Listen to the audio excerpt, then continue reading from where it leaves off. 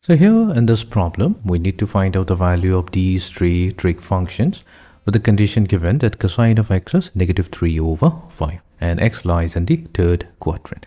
So let us begin. Now we'll start with the given condition that x lies in the third quadrant. This simply means that our value of x is going to be greater than pi, and it's going to be less than 3 pi over 2 radians. What we'll do next, we are going to divide throughout by 2 such that we get pi over 2 less than or equals to x over 2 less than 3 pi over 4. Now pi over 2, that's 90 degrees, and 3 pi over 4, that's 135 degrees, meaning x over 2, that angle lies between 90 degrees and 135 degrees, which simply means that it is in the second quadrant. So we can say that x over 2 lies in the second quadrant. Now that's going to help us define the sign of the trigonometric ratios, that's sine x over 2 and cosine of x over 2. Okay, so here we will use the value. Also we have the value of cosine of x. So cosine of x equals to -3/5. Fine.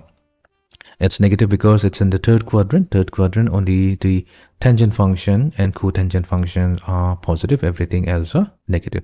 Okay, so let's try to find out the value of sine of the angle x over 2.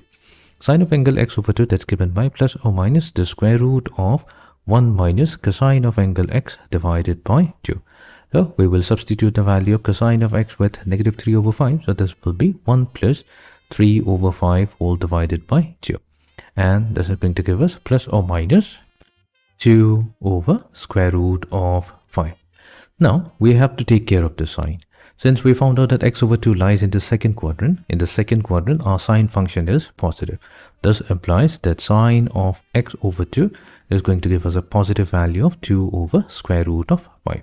Okay, so we have obtained one of the value. So this is done. Now let's go to cosine of x over 2. So cosine of x over 2, all we can do is simply take plus or minus the square root of 1 minus sine squared x over 2. So when we replace the value of sine x over 2 with 2 over square root of 5, that's going to give us a value plus or minus 1 over square root of 5. Now we are getting two values, one positive and one negative, and in the second quadrant we know that the cosine function is negative. So cosine of x over 2, so that's going to be -1 over square root of 5. Okay, so we're done with the second trig function, cosine of x over 2. Now we want to find out the value of sine of 2x. Now to find out the sine of 2x, we're going to use the formula. This can be expanded to get 2 times sine of angle x times cosine of angle x. Now here we already have the value of cosine of x, that's -3/5. Now we'll need to find out the value of sine x. So sine x, that's going to be plus or minus the square root of 1 minus cosine squared x. That means we have -3/5 whole squared. And this is going to come out as plus or minus 4/5. Now, where does x lies? X lies in the third quadrant. Third quadrant, only the tangent function is positive. So that means our value is going to be -4/5. That's the value of sine x. So we now have the value of sine x as well as of cosine x. So let's substitute this value. So we get 2 times sine of x. So that's -4/5. This will be multiplied to cosine of x. So cosine of x is -3/5. So this will be finally giving us 24/25. Now this is going to be the value of sine of angle 2x, and it's going to be a positive value. We don't have to worry about the sign because we have already taken care of the sign while choosing the value of sine x as well as cosine of x.